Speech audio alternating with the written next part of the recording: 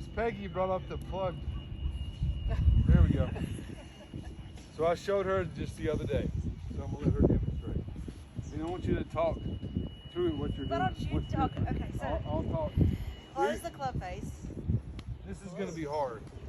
It's really not that hard to get out, but when you walk in and see that, it looks hard, right? Yep. You gotta take your club face and actually do this. You have to close the face, not like that. I'm saying this looks weird. No one does this. I saw this years ago on tour, and then I read a lot of articles. You close the club face because you got the balls embedded. When you go up and down, guess what the club face does? It rotates back this way.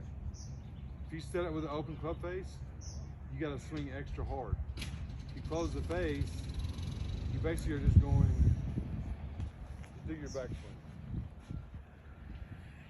Yep, just pick the club straight up. See how there's a lot of vertical wrist, hinge, and you just throw it down in the sand. The ball will come out. Because the club face actually does this when it's the sand. Rotates back to square or a little bit open. So you did that close. Yep. Yep. When I set it up behind the ball, it was like that right there. And that was, I mean, pretty extreme, you know. I stepped on it pretty good. And that right there scares everyone to death. I'm not saying it's easy. I'm saying if you shut that, turn the toe down, pick it up, and slam it down. It will work. I mean, obviously, it didn't work for me that time. That moment. I did it the first time. So obviously right there you gotta have speed, right? And it just means speed down. Tell them at least the ball comes out. When it's plugged, it's gonna always have overspin. It's gonna roll a lot more.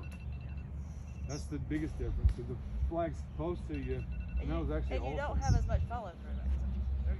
Yes, you don't have much follow through. You can actually take the club, you turn the face in. Can everyone see that? I turn it in like that. You pick it straight up. Just do that. Then you hear that sound.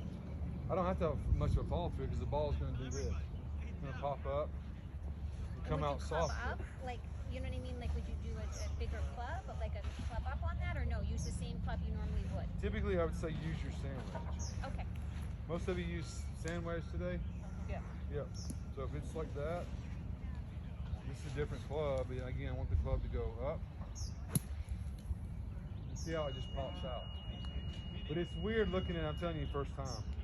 I went back and forth in tournaments going, do I close this? Because again, it's practice. You got to do it enough so when you go on the course and it happens, you have a good general idea how to get the ball out. You're not afraid. Exactly. Ding, ding, ding, ding, ding. There's a lot of fear involved.